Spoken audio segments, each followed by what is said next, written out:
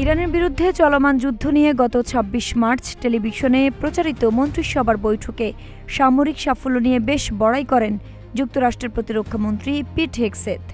দেশটির president Donald ট্রাম্পের পাশে বসে তিনি বলেন, ইতিহাসে কখনো কোনো দেশের সামরিক বাহিনীকে এত দ্রুত ও কার্যকরভাবে নিষ্ক্রিয় করা সম্ভব হয়নি।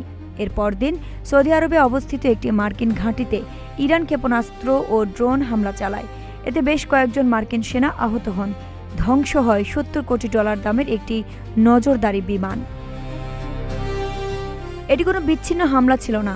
ওয়াশিংটন ডিসি ভিত্তিক centre for strategic and international studies CHIS হিসাব করেছে, ইরানের ক্ষেপণাস্ত্র ও ড্রোন এবং কথিত ভুলবশত নিজেদের উপর নিজেদের হামলার একটি ঘটনা $২৩০ কোটি থেকে $২৮০ কোটি দামের মার্কিন সামরিক সরঞ্জাম ধ্বংস করেছে।